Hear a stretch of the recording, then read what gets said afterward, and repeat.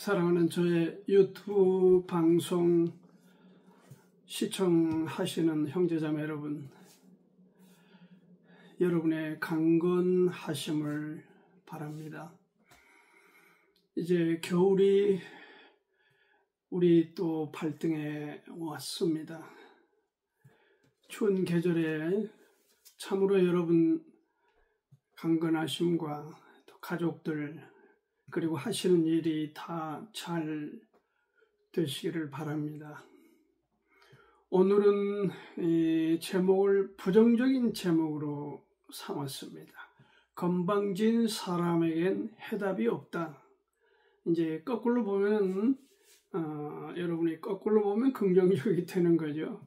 건방진 사람에게는 해답이 없다. 해답이 있으려면 건방지지 않아야 된다. 겸손해야 된다. 뭐 그런 얘기로 말씀드릴 수가 있습니다. 누가복음 10장 우리가 잘 아는 기록입니다. 건방지다 하는 말을 다르게 말하자면 우리말로 하자면 싸가지가 없다. 이 싸가지라는 말이 원래 이게 나쁜 의미의 말은 아니죠. 네 가지가 없다는 거죠. 인의예치, 특히 예의가 없는 사람들에게 싸가지가 없다. 이것이 네 가지가 없다는 얘기가 좀 강하게 발음을 하니까 싸가지가 없다 해서 욕설 같이 들리는데, 사실은 욕이라기보다는 구비해야 될 어떤 덕목 중에 중요한 어떤 덕목들을 갖추지 못했다. 한쪽이 비었다. 한쪽이 치우치고 기울였다. 한쪽은 너무 성장하지 못했다. 그런 의미로 이 단어가 쓰여질 수 있습니다. 오늘 그래서 이 건방진 사람에게, 건방지단 말을 영어로는 arrogant라고 하죠. arrogant, impudent 이렇게 쓰기도 합니다. 이 불량한 태도죠. 잘난 체 하거나 남을 낮추어 행동하다. 이 국어사전에는 그렇게 건방지단 말을 했습니다. 불량한 태도, 잘난 체 하거나 남을 낮추어 업수히 여기며 대하는 태도, 행동, 이렇게 말할 수 있습니다. 쉽게 말하자면 자기중심적인 사람이죠. 자기의에 가득 차 있고 나는 옳고 너는 틀렸다는 그런 어떤 관념으로 태도가 고정되어 있는 그런 경우를 말하는 것입니다. 이것은 욕심, 곧 이기심의 그 뿌리를 두고 있는 것이에요. 그래서 이런 류의 사람들을 우리가 치우쳤다. 편자를 씁니다. 한쪽으로 치우쳤다. 반면에 자기중심 말고 또 이타적인 타인 중심, 다른 사람을 배려하고 존중히 여기고 그리고 다른 사람을 이렇게 우대하는 건강한 태도죠. 균형 잡힌 관점이다. 이렇게 말씀드릴 수 있습니다. 다른 사람을 경히 함부로 대하는 사람, 그러니까 어떤 이용 가치에 따라서 평가하고 그 사람의 어떤 수준과 대하는 태도를 결정하는 이런 아주 고약한 스타일이죠. 결국 사람을 함부로 취급하는 거죠. 사람을 함부로 취급하는 것이 얼마나 여러분 악한 일인 줄 아시죠? 지으신 분을 함부로 대하는 겁니다. 그렇죠. 저희들 이제 아버지 또 아들 이렇게 보면은 아들을 우습게 여기면 그 아버지를 집안을 아버지를 우습게 여기는 것이고 아버지를 함부로 대한 건 그 아들이 우습다. 그래서 우리가 가족을 하나의 공동체다라고 볼 때 그런 어떤 중심에 자식을, 아들을 사랑하고 존귀 여기면 그 부모를 존귀 여기면 또 그 자녀를 귀히 여기고 우대하는 그런 것하고 통하는 걸 보면은 결국은 사람을 가볍게 우습게 경히 여기는 사람은 한 발 나가자면은 그 지으신 하나님을 우습게 경히 여기는 사람이 되는 거다. 하나님을 무시하는 거다. 이런 사람을 우리가 해답이 없다라고 말할 수 있습니다. 이런 사람은 그 태도가 불량한 거죠. 이걸 우리가 이제 자아 개념이라고 얘기하지 않습니까? self conception이라고 합니다. 그래서 우리가 어린 시절에 처음 엄마의 뱃속에서 태어나서 물론 잉태했을 때도 마찬가지고 그리고 벌써 한 3살 이때까지가 굉장히 중요하다. 왜냐하면은 가장 흡수력이 좋고 또 어떤 것들이 형성되는 그런 시기가 바로 이 어린 시기이기 때문에 그렇습니다. 그래서 그때에 엄마로부터 아빠로부터 또는 뭐 형제간 언니 또는 누나 뭐 이런 오빠 이런 다른 사람으로부터 받는 그런 흡수력이 강할 때에 형성된 그 개념 그걸 컨셉션, 셀프 컨셉션이라고. 선생님, 교회 가니까 목사님, 또 밖에 나니까 친구, 학교 가니까 친구 이렇게 해서 대하면서 사회성이 형성되고 이 대인관계를 통해서 또는 관이 만들어지는 건데 그것이 중요하다. 그것이 그 사람의 평생의 태도를 결정짓는다. 그런 의미에서 어린 시절에 잘 양육이 돼주고 건강히 성장하죠. 이건 물론 육체만의 문제가 아니라 정신적이고 한 발 나가 영적으로 균형 잡히고 건강하고 그렇게 다른 사람을 배려할 수 있는 그런 태도, 자세를 갖고 성장한 사람들의 경우에 있어서 그 생애가 균형 있고 아름다운 반면에 이렇게 태도가 불량하고 치우치고 자기중심적이고 다른 사람을 우습게 여기고 심지어는 하나님까지 우습고 이런 사람들을 우리가 건방지다.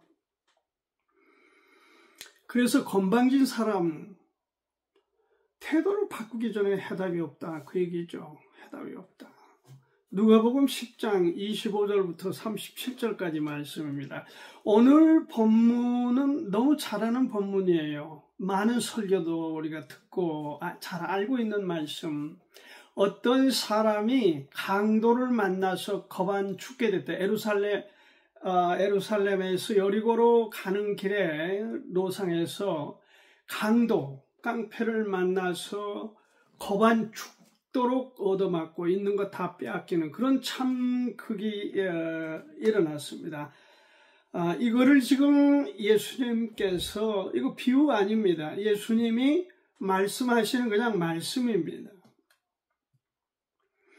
누가복음 10장 30절에 예수께서 대답하여 가라사대 어떤 사람이 예루살렘에서 여리고로 내려가다가 강도를 만나며 강도들이 그 옷을 벗기고 때려 겁안 죽은 것을 버리고 갔더라. 1820년에 바로 여기 여리고에서 예루살렘에서 여리고로 이 길에 노상에서 1820년에 영국의 헨리 캣경이라고 하는 분이 여행객에 또한 강도를 만나서 이렇게 죽는 사건이 있었습니다. 그러니까 이 아마 길이 조금 위험한 옛날 그때도 예수님 당시에도 좀 위험한 길로 인식을 했던 것 봅니다.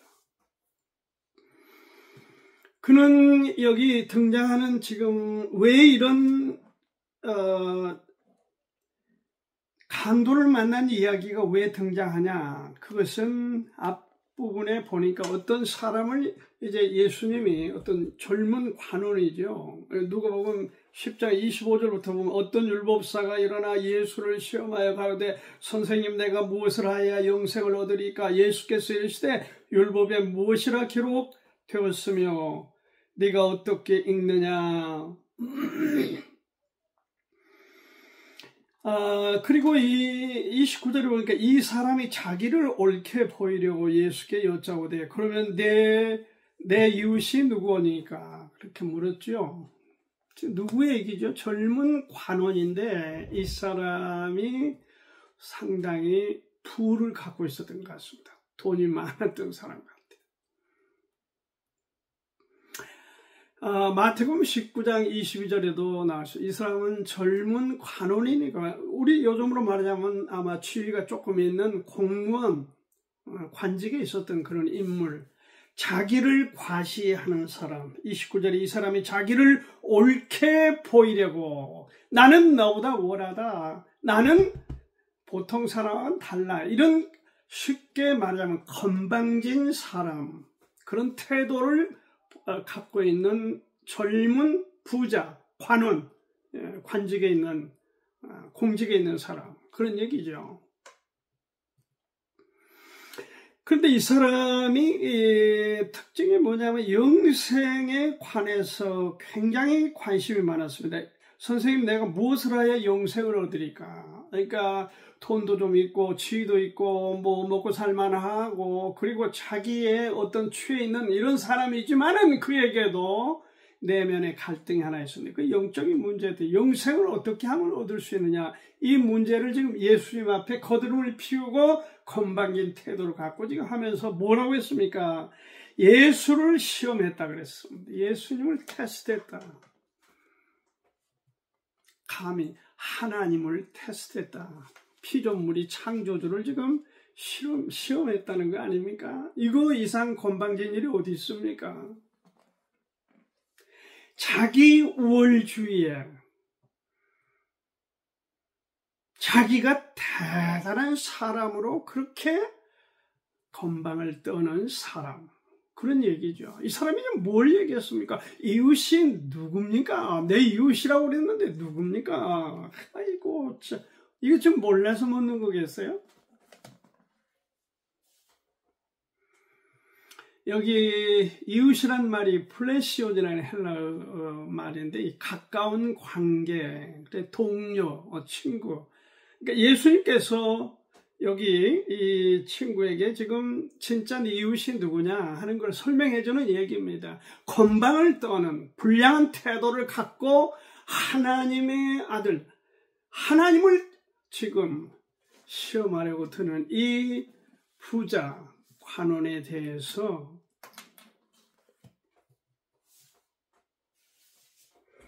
예수님께서 설명을 해 주십니다. 여리고로 지금 가던 중에 예루살렘에서 강도를 만났는데 이 여리고가 용성한 상업도시죠. 그래서 싸나운 강도를 만나서 강도들이 옷을 벗기고 얼마나 때리고 악행을 했는지 거반 죽게 됐다. half dead라고 되어 있습니다. 거반 죽게 됐다. 만신창이가 돼버린 거죠. 요즘 지금 캄보디아 아주 시끄럽죠. 나 이렇게 심각해 있었는지는, 이렇게 정말 잘못된 사람들이 이렇게 많은지, 캄보디아란 나라가 이런 나라에 정말 새삼 보게 되었습니다. 사람들이 그 가짜에 속아서 가가지고 완전히 어떻게 할 수 없으니까 거기에 염색이 돼가지고 전신에 뭐 문신을 하고 거기에 뭐 이제 익숙해져 버리니까 고국에 돌아오기도 어렵고 그 범죄 집단에 빠져 서우적됐던 그 많은 안타까운 사람들이 지금 지난번에 집단으로 한번 왔고 또 지금 뭐 수십 명이 어떻다고 보도가 되고 해서 참 가슴 아플 일이죠. 다 강도 만난 거죠 뭐. 우리 영혼의 아니 우리 모습과 똑같습니다. 현대에 살아가는 우리의 모습과 강도 만나서 거반 죽게 된 이 사람과 다를 게 없습니다. 영혼들이 파괴됩니다. 뭐 소설이 그렇고 음악이 그렇고 영화가 그렇고 고독함이 그렇고 정치, 경제, 윤리, 종교 어떻게 보면 우리 눈에 정상적이 없을 만큼 망가지고 인격이 파괴되고 그리고 그 파괴되는 이면에는 죄악으로 그리고 공포로 두려워서 그냥 자살률은 급증하고 다 이 근본 원인은 죄죠.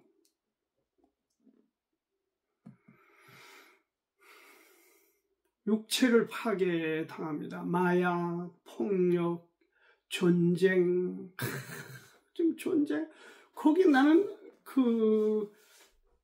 물론 그들에게 있어서는 어떤 뭐 손익이 있고 하니까 전쟁을 치르고 있지만 제가 볼 때는 참 미쳐도 보통 미친 사람이 아닌 것 같습니다. 지금 말이에요. 러시아 말이에요. 뭘 위해서 전쟁을 하고 있냐. 땅 얼마를 차지하기 위해서 그 무고한 수많은 사람들을 죽음으로 몰아가고 그 많은 재원을 쏟아붓는 걸 보면 저렇게까지 정신머리들이 나가버렸나 그런 생각이 듭니다.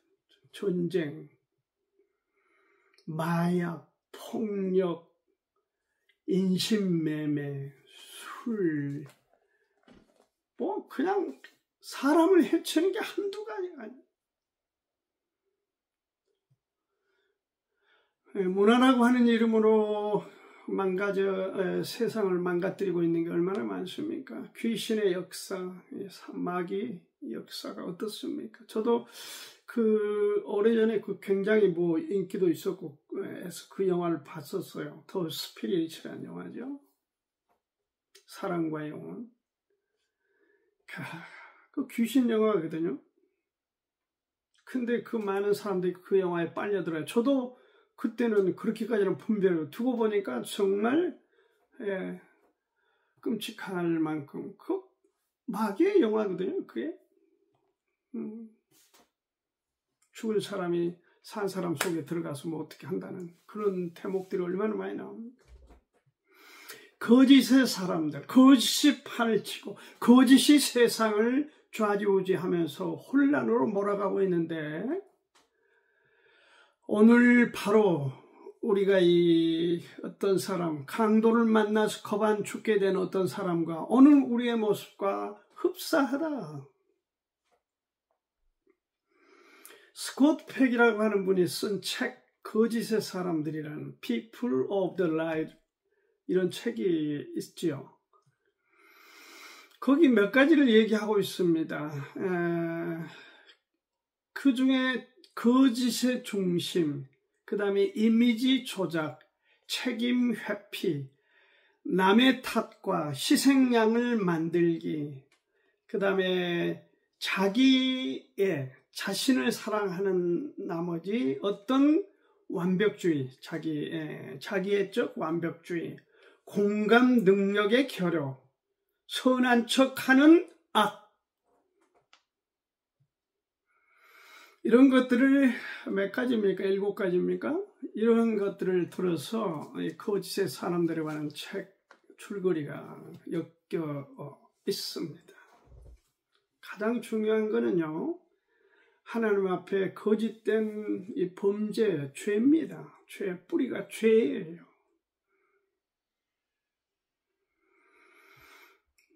그래서 제가 이런 문장을 본 적이 있습니다. 악은 폭력적 행동보다 진실을 외면한 태도에서 비롯된다. 악이란 게 뭐냐? 어떤 폭력을 가하고 어쩌고저쩌고 하고 이런 문제라기보다도 진실을 외면하는 태도에서 비롯된 것이다. 거짓 사람으로 보호받는 길은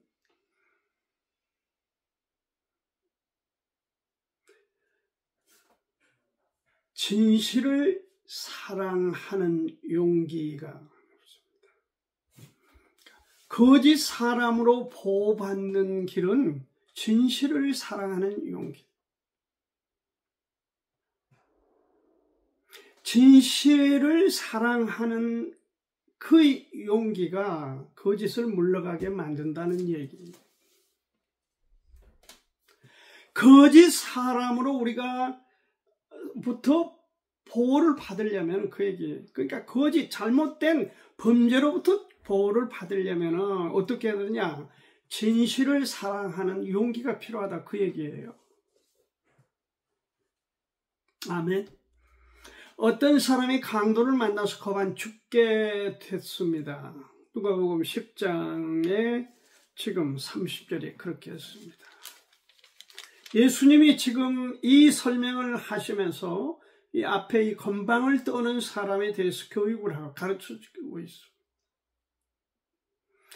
그러면서 죽게 된 그를 보고 거반 얻어맞게, 지금 여리고에서 예루살렘에서 여리고로 내려가는 길에 강도를 만나서 거반 죽게 된 사람, 그를 보고 지금 종교인들이죠, 제사장들과 레위 사람들이 어떻게 했느냐? 그를 피해 갔다는 거죠. 제사장과 레위 사람들은 어떤 사람들입니까? 종교인들이죠. 마침 한 제사장이 그 길로 내려가다가 그를 보고 피하여 지나가고, 또 이와 같이 한 레위인도 그곳에 이르러 그를 보고 피하여 지나가되, 31절 32절에 레위인 제사장, 하나님의 이름으로 어떻게 보면 먹고 사는 사람들이죠. 하나님의 이름으로 먹고 사는 사람들, 하나님께 예배 드리며 제사 지내면서 영광을 하나님께 돌린다는 사람들입니다.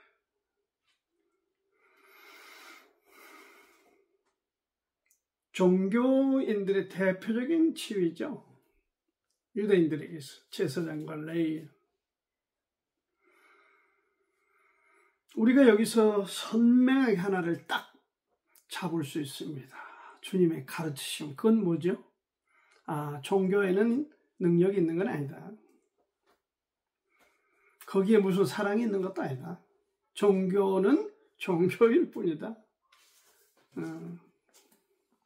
학문적 측면에서도 무슨 정치, 사회, 경제, 문화, 종교 그렇게 얘기하는 거, 거기에 무슨 사랑이 있고 무슨 거기에 능력이 있습니까? 지금 중동 지역의 갈등을 한번 보세요. 한번 눈을 들어서 저 중동을 보세요. 이스라엘을 보세요. 거기 이라크를 보고 한번 그 동네, 그 동네를 한번 봐보세요. 다 옛날 바벨론이고 이란, 그 옛날 바사죠? 지금도 물 뒤집어 쓰고 그 더운 여름에도, 그 더운데도 불구하고 다닙니다. 옛날로 말하면 그 제사장들 같은, 레인 같은 사람들이에요.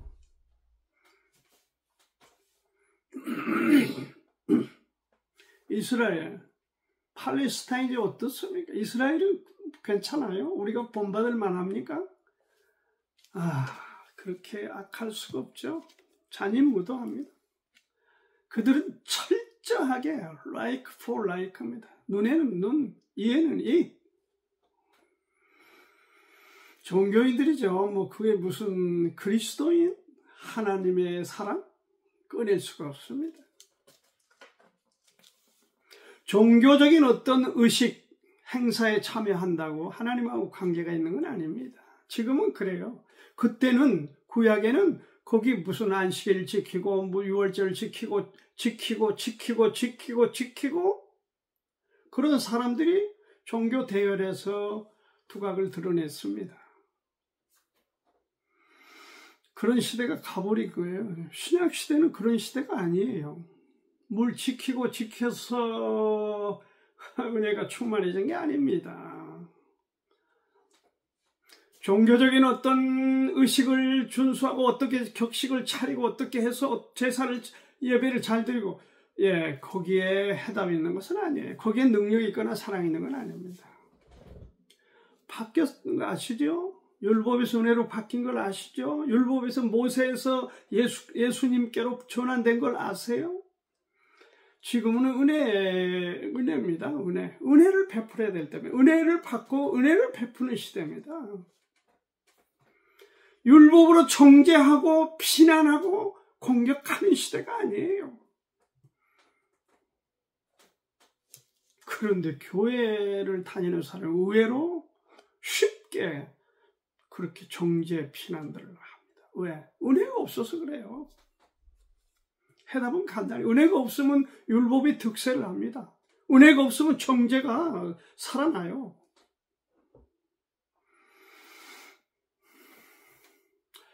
그 유명한 종교인들 얘기니까 그 불교의 유명한 스님이죠. 성철 스님 뭐 산은 산이고 물은 물이 뭐라고 하셨죠?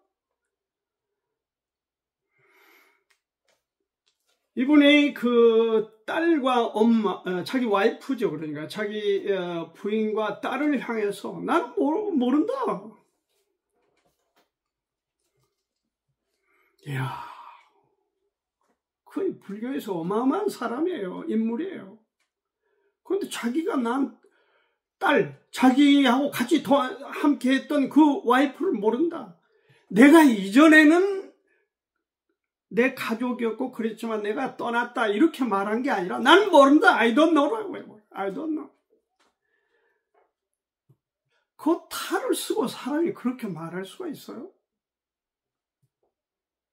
자, 종교가 참 무서운 거죠. 무서운 거예요. 그런 게 좋다고 신봉하는 사람들이 있으니까 참 하나님이 어떻게 보시겠습니까?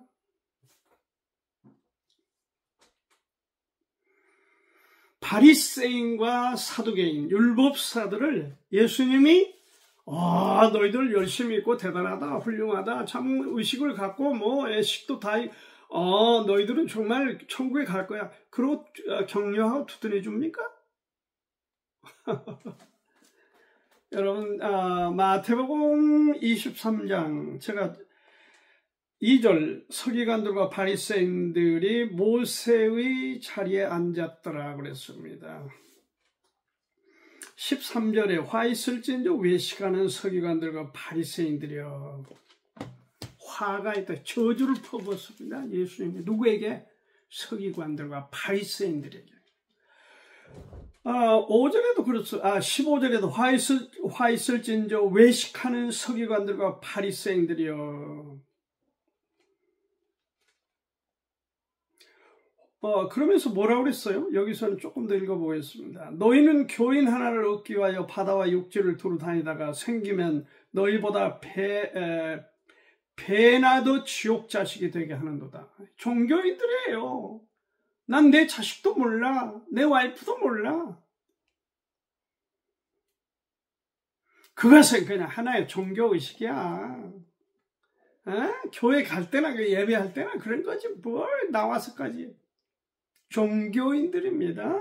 화 있을진저 소경된 인도자여 너희가 말하되 누구든지 성전으로 맹세하면, 이건 16절이고요.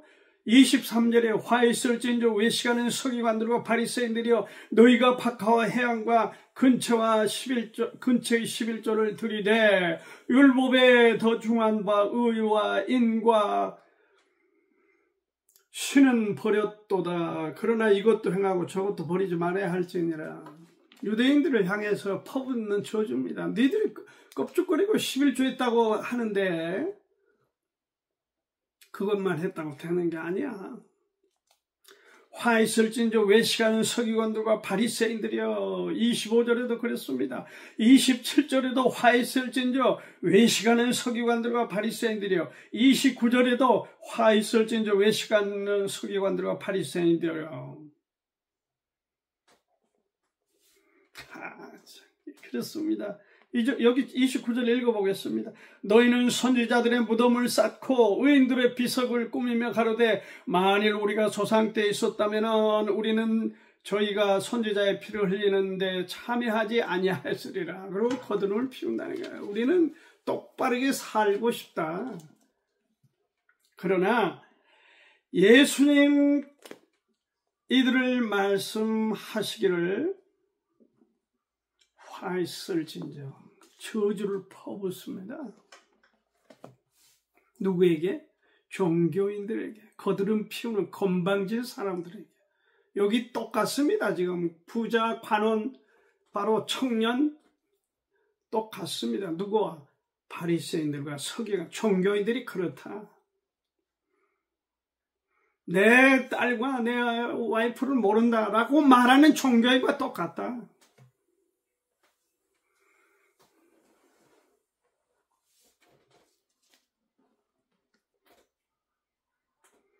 종교적인 어떤 색채를 띄우고 있다. 그래서 예수님을 알고 천국 가고 그런 건 아니죠. 교회 등록을 했다. 교회 등록을 했다. 그래서 천국 가는 거예요? 등록이 무슨 의미예요? 어디다 등록을 해요? 주민등록증을 합니까? 다 그것 알량한 머리에서 나오는 정말 핫바리 수준입니다. 무슨 학습을 하고, 학습이 어디 있습니까? 성경에. 학습이 어쨌다는 거예요? 뭘 학습을 했어요? 세례를 받았어요?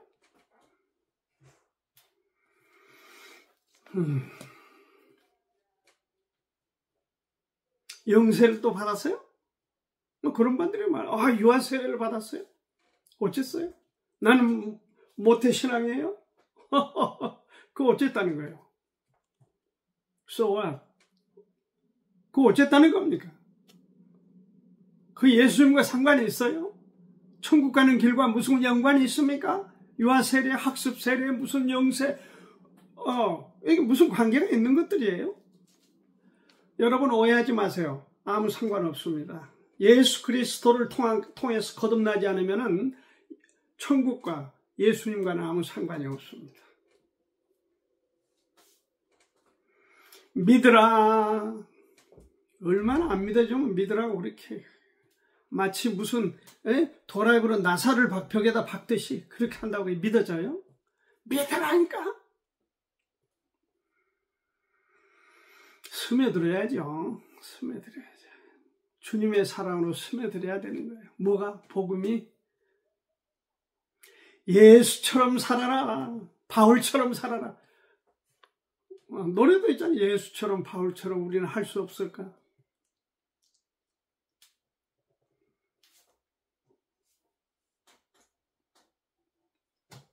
빛과 소금이 되어라. 어떻게 빛이 됩니까? 어떻게 소금이 됩니까? 염광 교회들이 많잖아요. 소금과 빛 교회들이.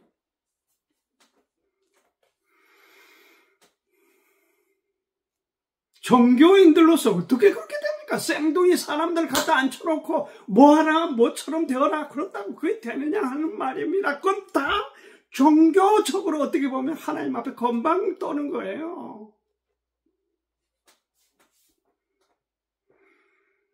선하게 살아라. 무슨 은사를 체험하라. 방언을 받아야 된다. 나는 교회 다닐 때 학생회장을 했다. 학생회장이 왜 그렇게 많아요? 만나보면 학생회장. 어떻게 보면 교회 가서 출세가 제일 쉽습니다. 표수를 받기가. 가면 뭐 좀 구역장, 무슨 집사, 무슨 권사, 안수집사에다가 무슨 장로에다가 뭐 그냥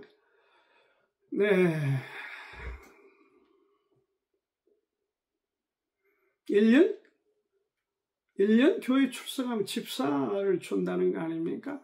그게 집사입니까? 참 기가 막힌, 지금 한국 교회 실상은요, 기가 막히게 부패해 있습니다. 기가 막히게 부패. 종교인들의 퍼레이드를 벌이고 있습니다. 생명 있는 사람은 무슨 그 입신, 여러분 입신 아세요? 네. 제가 어느 교육 받는데 가서 한 6개월 교육을 받으면서 내가 그 어디 외국에서 온데 뭐 그냥 팍 치니까 쓰러지더라니까. 그 다 동역자들인데, 사역자들인데 그냥 막 팍 쓰러지고 그래가지고 거품을 뻑뻑 내는 사람도 있고 그러더니 일어났어요. 나중에 내가 물어봤어요. 그 친구한테 가서, 넘어진 사람한테 가서. 그 넘어져 보니까 어떻게 뭐 특별한 게 있더냐? 모르겠어요. 아무것도 몰라요. 놀라운 체험이에요. 제가 현역에 있을 때 그 세브란스 전도를 하기 위해서 갔었어요. 근데 그 세브란스 병원에 이제 그 목사님이 예배를 인도하기 위해서 암 환자들이 이제 쫙 이렇게 모여들었어요. 그 방에 이렇게 보니까 그 목사가 오기 전에 그 찬송가를 은은하게 쫙 깔아서 이렇게 틀어주면서 분위기 조성을 하고, 그리고 그 목사님이 와서 딱 한 5분, 4, 5분 뭐 그냥 하고, 그리고 안수 몇 사람 이렇게 하고, 그리고 그냥 가더라고요. 언제 죽을지 모르는 사람들에게 그 안 하는 것보다 나을까요? 좀 비슷한 것 같은데 안 하는 거나 하는 거나. 안타깝습니다. 안타깝습니다. 교회들의 현주소를 보면은요, 정말 안타깝습니다. 종교인들의 퍼레이드, 안타깝습니다. 정말 하나님 앞에 건방진 사람들, 어떻게 해답이 없어요. 바뀌질 않아. 그러나, 모든 사람이 다 그런 건 아닙니다. 여기 한 사마리아인이 이 거반 죽게 된 불쌍한 사람을 고쳐주었어요. 그렇죠. 33절부터 35절까지. 어떤 사마리아인은 여행 중 거기 이르러 그를 보고 불쌍히 여겨 가까이 가서 기름과 포도주를 그 상처에 붓고 싸매고 자기 짐승에 태워 주막으로 데리고 가서 돌보아주고 이튿날에 데나리온 2를 내어 주막 주인에게 주며 가로되 이 사람을 돌보아주라. 부비가 더 들면 내가 돌아올 때 갚으리라 하였으니 네 의견은 이 세 사람 중에 누가 강도 만난 자의 이웃이 되겠냐?